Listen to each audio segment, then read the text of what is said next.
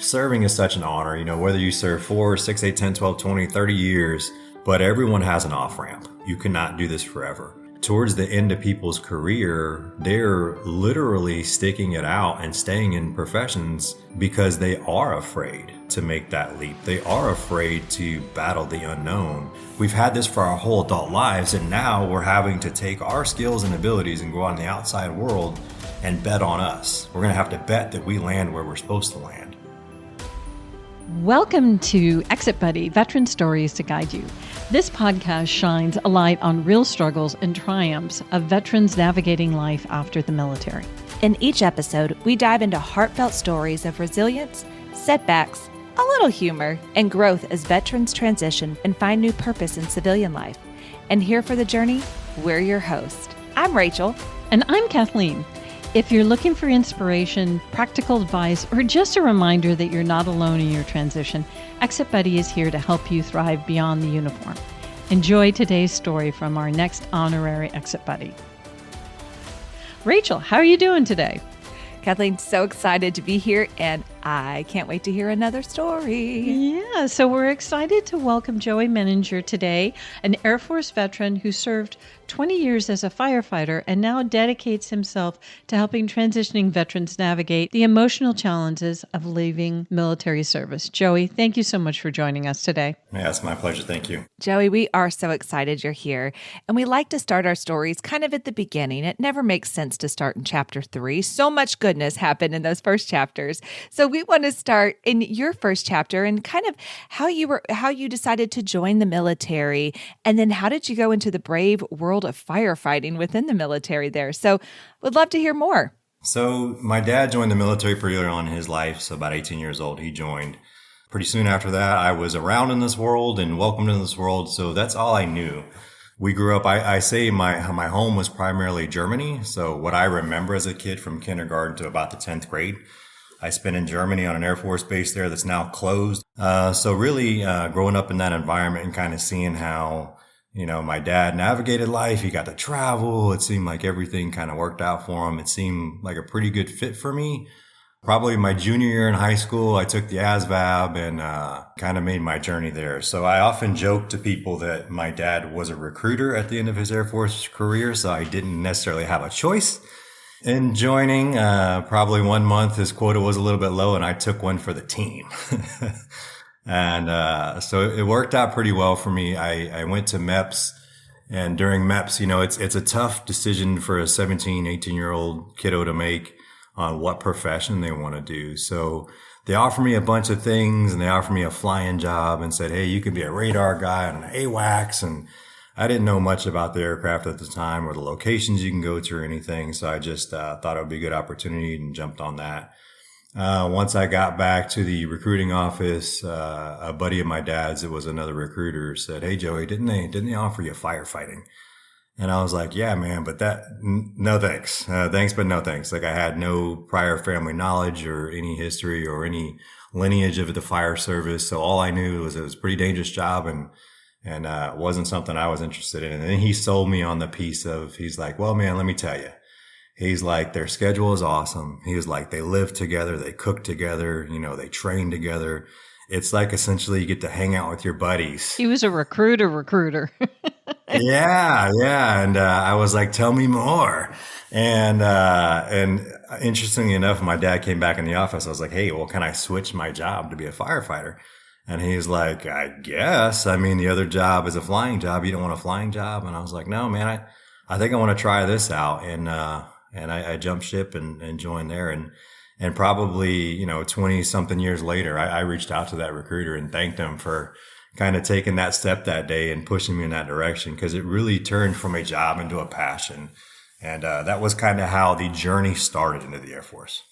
I love it. So it sounds like you were able to do a lot of incredible things. And with that, I'm sure there were some lessons that you also picked up from your time firefighting there. So was there anything that you picked up along the way that maybe kind of assisted with your transition into the civilian world? Yeah. So, I mean, in a profession like that, where you're meeting a bunch of people you've never met in your life on probably their worst day, Either it's a medical emergency or it's something that's no kidding, your house is on fire or something is on fire. It really puts a perspective on what emergency in life is. So, a lot of times we get stressed out because things don't go our way. We face adversity. It's Armageddon here in Florida because we got flurries down south of Jacks and all that. And, but it's doing that job for so long made me realize like nothing else is really that serious. Like we have time to solve the problems, because I've been part of events where we don't have time. And so it's really allowed me to be the calm in the storm in some pretty crummy situations for folks. In the back of your mind, you don't want to trivialize anyone's feelings, when they share they're having a bad day, because it's all about perception. I shared the other day, the worst thing when you're a little kiddo and your ice cream cone falls on the ground, that's the worst thing that could ever possibly happen to you. And, you don't want to trivialize that because it might actually be the worst thing that ever happened to them. But as you grow into adulthood and everything else, especially some of the big challenges we face, you're able to take a step back and say, okay, well, I've seen what life or death looks like, and that's not now. So let's just calm down, take a deep breath, get through whatever it is we're facing. And that's what that job really was able to provide for me. And it's helped not only in my current profession, but it's helped other people navigate through challenges and things in life as well. I really appreciate that perspective that, no one's dying today, and let's just take a step back and let's look at this perspective. And I'm sure that really helped you through your recent transition of what it's like leaving your only adult life that you've ever known. And how do you change your mindset? How do you accept that what you have built is not what is going to be moving forward? And I think that this is one of those big challenges that a lot of transitioning service members have, is that they have to rebuild themselves, that they have to recreate who they are. And how did this transition work for you? I was okay walking away. Like I had been a chief for quite some time. I had served, I did 20 years in the fire service, and I stepped out and did a command chief role. It's a pretty strategic leadership type deal. So I was happy to hand them their cell phones back. I was happy to hand the emails back. And you couldn't convince me that being just Joey wasn't the greatest thing in the world, because I felt like I was ready to transition into a place to where I could have authentic relationships. People liked me for me. I didn't feel that there was transactional things going on, because especially when you get to some of these key positions, it's, are you really checking on me, or what is it that you want? So for me, I thought, man, this is the day that I have this title removed and I can be just Joey. I can't wait for it. And then it happens. And then you're like, well, wait a second. I was this person. Like I was pretty important. I was, my picture is up throughout the bases, and people knew who I was, and I had instant credibility based on the position I was in. And now I am just Joey. And it took me a little bit to realize, like, well, wait a second, this isn't as easy as I thought it would be. And I think that was the first step in the transition, to say, okay, well, what you wanted, you got, but you have to work a little bit to figure out what it is you're going to do to move forward, to be able to create this new identity. And I always just say just Joey, because it's that was kind of my theme music as I left, like just Joey, just Joey. I realized it wasn't just as easy as taking the uniform off and walking away and saying, don't call me chief, I'm Joey, because it definitely hit me when I didn't expect it. I think just Joey's pretty great. I like it too. I think it is, but I'm going to interrupt you, Rachel. I heard that after your retirement ceremony, you actually just sat there and looked at the empty chairs. Tell us a little bit about that. Yeah, I think it's, it was a deliberate moment for me to say goodbye. It was a deliberate moment for me to say, the show's over. There's no encore. And I felt like it was the closure I needed to be able to, people come out there to your ceremony. They say goodbye to you. They do all their things. It's a Friday, like most other people's ceremony is. And then to me, it was important that now they're going to go live their lives. Now they're going to go out to their Friday. They're going to go with their families. They're going to do whatever it is that they want to do. They had a great time in my ceremony, but come Monday morning, I'm gone and it's over. And so I needed to just see all that in live time. I needed to see that there's no more faces in the chairs. I needed to see that. I thought, to be able to close the door and try to take those first few steps into being just Joey. Absolutely. So, kind of now transitioning, if you will, to talk a little bit about the work that you're doing with those transitioning veterans and really Yeah. just some of the goodness that is there. So, what are maybe some of the challenges that they're facing and ways that you're helping assist those folks that are transitioning? Yeah. So our transition programs, that are congressionally mandated, they're awesome. They're amazing. But in my opinion, I think the lens we look through those for, or when we're going through the course, the lens that we look through is essentially job placement, right? So as we leave the service, we're like, okay, where am I going to land? How am I going to work? I've had this job my whole life. And so as you're going through this course, that's what you're really keying in on. And to be honest with you, you're not keying on the medical stuff, the TRICARE, all those other things that are very, very important. You're focused on how am I going to make an income? And it's great. The program is great for that. It teaches you how to, build profiles and talk in the corporate world and understand, military jargon doesn't work well and all that. But what they don't talk about is the emotional side of transitioning. What they don't talk about is when you do have that moment where you're like, well, maybe I don't want to be just Joey. Like maybe I missed something. And I think that there's a vulnerability out there to where people don't admit that. And people are glad to leave the military. They served honorably. They did well. They're ready for their next chapter. But what I find with most veterans that I communicate with is the conversations always start the same. They're like, yeah, so where did you land at? What was your job? And again, I play the game. I go through it. I'm like, yeah, this is what I did. This is some thoughts I talked about. And these are some considerations, some benefits, these programs that you're not used to. And then, I usually hit them with, well, how you feeling? And then that's the one like, well, I didn't expect that. And so it's when you're opening up and you're being vulnerable, it's like, all right, I'll put some skin in the game. I'll be a little bit vulnerable with you. I'll tell you about my challenges in transition. And then I can just see it in their face. It's like, okay, well, I'm not alone. Like, thank you for sharing because I feel that same way. Like I'm scared. I'm worried. And, so for me, it's been a great opportunity to close some of those gaps that you can't really teach that in a TAP course. You can't, you don't know what you feel like until you walk away. And so for me, it's just good to be able to reach out and help people, follow their next chapter and make sure that they have somebody that they can lean out on or, and reach out to in the times of need. And because I think it ebbs and flows as well. I think sometimes you may be fine in your first 5-6 months. It may be okay. And, I've talked to people that transition. They're like, maybe 5 months, 6 months after, I just sat in my kitchen and I just cried and I bawled and it hit them at that point. And so everyone's different, but I think like if you prepare for that, and a lot of times I try to hit it left of bang. So it's 6 months prior to separating. I'm like, hey man, I know you're so happy. I know you're doing all your medical stuff. I know you can't wait to take off that uniform and start your next chapter, but here's what's coming. Like, here's what you can expect. And if it doesn't happen to you, awesome. But here's what you can expect. And it just kind of preps them for that mental status.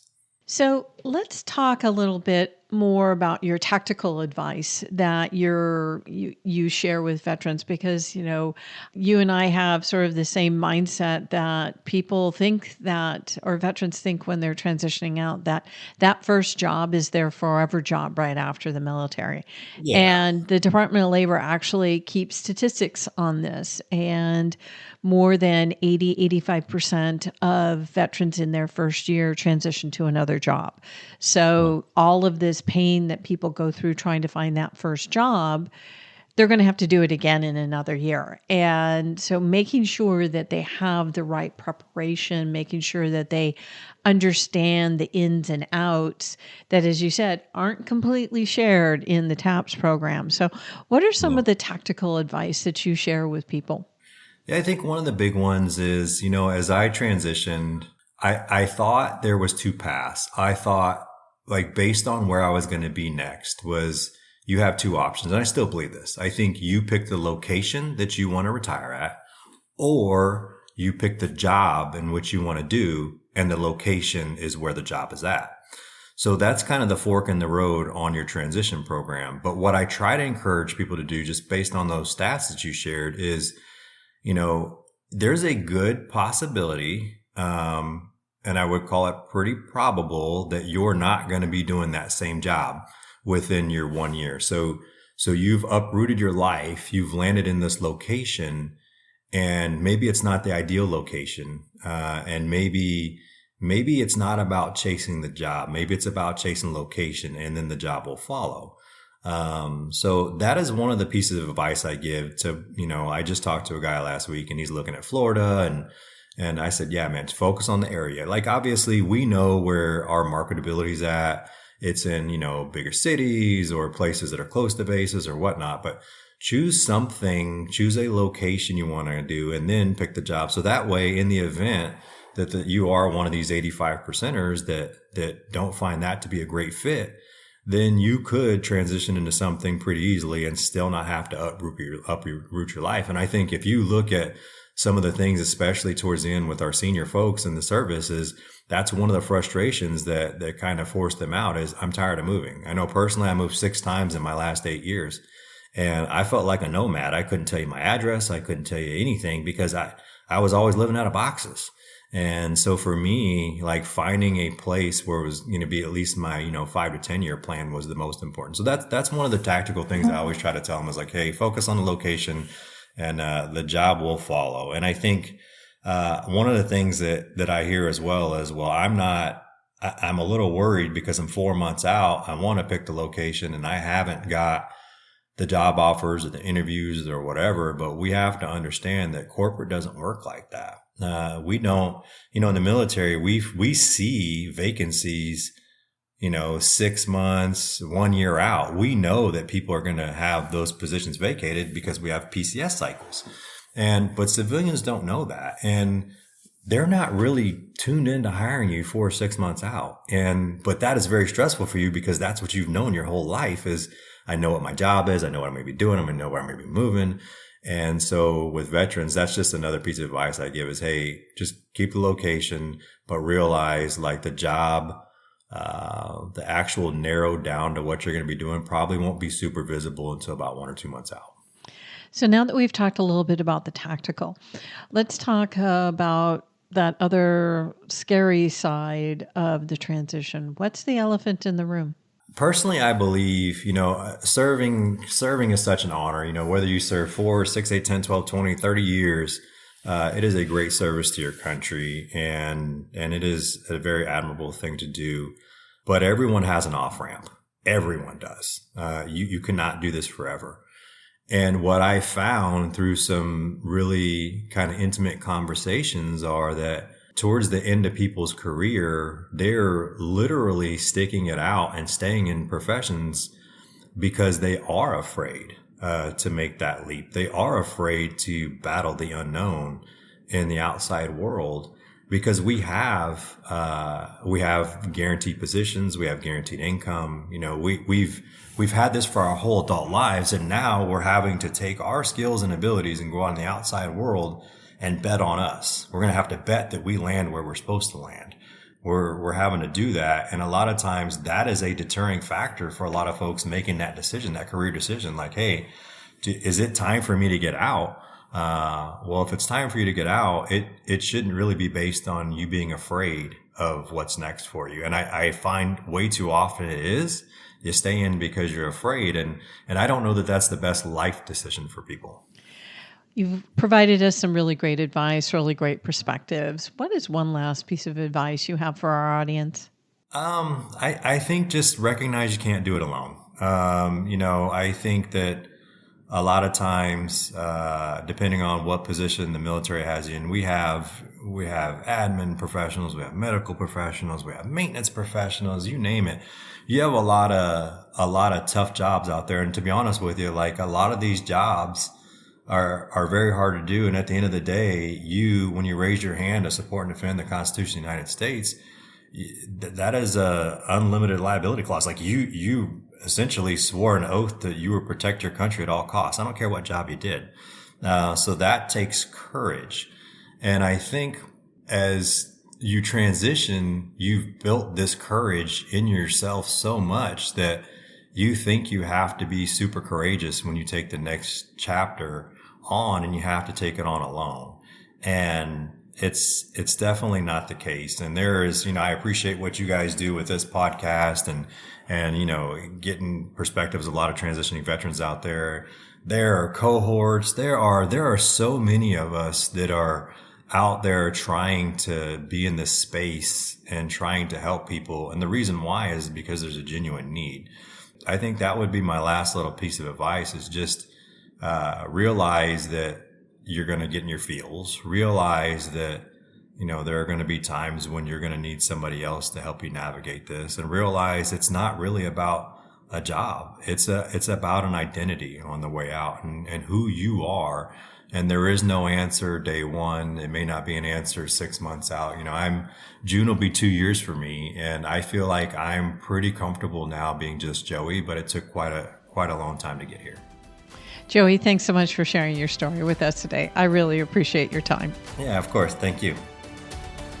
I really loved listening to Joey's story and having him sort of share more of, shall we just say, the softer side of transitioning, and his great story about sitting in the auditorium after his retirement ceremony and just having closure, saying goodbye, looking at the empty chairs in the auditorium and realizing that one part of his life was ending and he had a new part to look forward to. And as he said toward the end of our episode, it's actually taking him 2 years to find what it is to be just Joey. So his advice to you, I will summarize: take some time, understand it's going to be scary, but you're going to get through it. Please lean on the community.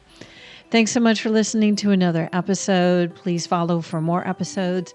Be sure to subscribe to our LinkedIn newsletter, Veteran Voices, so that you can connect with others in the community and you can connect with all of our guests. Bye for now.